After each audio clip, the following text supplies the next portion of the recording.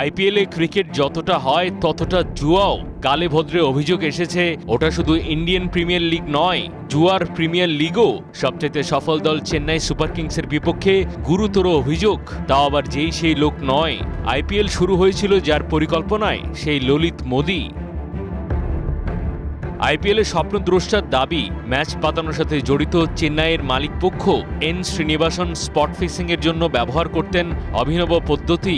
এছাড়া অকশনে জোর করে পছন্দের ক্রিকেটারকে নেওয়ার কাজও করেছেন। জনপ্রিয় পডকাস্ট শোতে ললিত মোদি ফাঁস করেছেন সব। একবার নিলামে সিএসকের হাতে তুলে দিয়েছিলাম ফ্লিনটফকে। নিঃসন্দেহে সব দলগুলোই এটা জানতো, কারণ আমরা অন্য সব দলগুলোকে বলে রেখেছিলাম কেউ যেন ওকে দলে না নেয়, কারণ শ্রীনিবাস স্পষ্ট বলেছিল ফ্লিনটফ ওর চাই।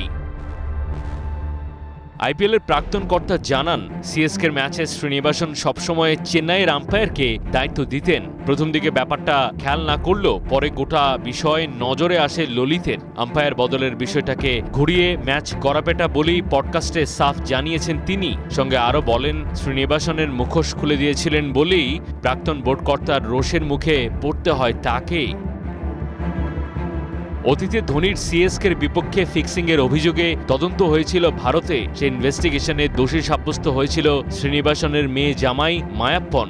নতুন করে যেসব কথা ফাঁস হয়েছে সেটা নিঃসন্দেহে চাঞ্চল্যকর। অনেকেই বলেন এমনকি অকশনের অনেক কিছুই সাজানো। সেই মতবাদের সত্যতা মিলে যায় ললিত মোদির বয়ানেও। সমস্যা হলো, নিরেট প্রমাণ ছাড়া সত্যকে আদালতে সত্য প্রমাণ করা যায় না কিছুতেই। মাকড়সার জালে সবই তাই, পাগলের প্রলাপ। অপরাধীরা জানে সেটা, জানে যে ছক্কা, চার, টাকা, রোশনাই, নাচ গানে মোড়া মোহের পাহাড় পেরোতে পারবে না আসল সত্য।